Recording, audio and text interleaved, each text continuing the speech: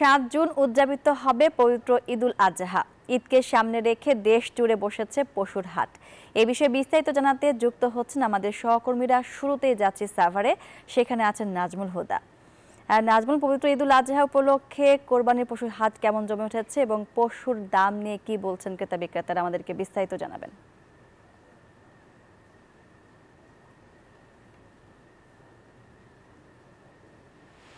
মাহমুদা মনি, আপনাকে ধন্যবাদ। আপনি যেমনটি বলছিলেন এবং তার আগে একটি প্রতিবেদন দেখাচ্ছিলেন, এবার কিন্তু যে সাভার ঠিক রাজধানীর পাশে সাভারে কিন্তু পৌরসভা সহ ১৯টি গরুর হাট ইজারা দিয়েছে সরকার, এবং এই ইজারাগুলিতে যেহেতু টানা ৩ দিন ধরে বৃষ্টি, সেই বৃষ্টির কারণে কিন্তু আসলে মূলত হাটগুলো কিন্তু এখনও জমে উঠতে পারেনি। এবং আমরা যদি দেখাই যে গরু কিন্তু আপনার বেশ আশুলিয়ার তুরাগ নদীর তীরে যে গরুর হাটটি রয়েছে, সেখানে কিন্তু দেখছেন যে গরু বেচা কিনা হচ্ছে এবং সকাল থেকেই কিন্তু আসলে গরু বেচা কিনা হচ্ছে, এবং এর মধ্যে কিন্তু যে বড় 10টি গরু আনা হয়েছে। এবং আপনার সাথে যদি একটু কথা বলি যে এই গরুটি কত বিক্রি চাচ্ছেন এবং কত দাম উঠেছে, যদি একটু কথা বলতে। দাম চাচ্ছি 4,80,000, গোটার দাম হয়েছে 3,70,000, 65,000।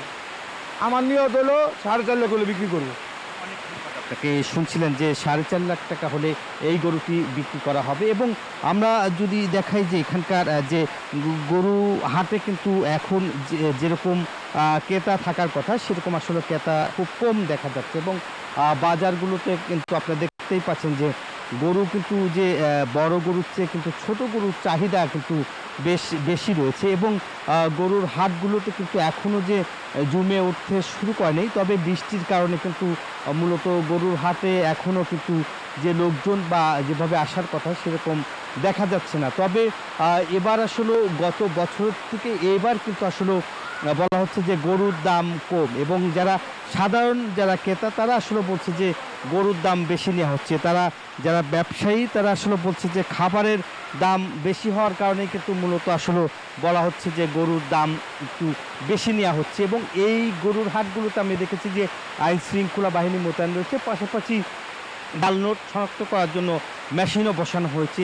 এছাড়াও কিন্তু যে পশু ডাক্তার কিন্তু প্রত্যেকটা হাটে কিন্তু মোতায়েন রয়েছে। এই ছিল আমার কাছে আশুলিয়ার গরুর হাটের সর্বশেষ খবর। একই খবর জানতে আমার আর এক সহকর্মী রয়েছে নরসিংদী, যাচ্ছি হৃদয়ের কাছে। হৃদয়।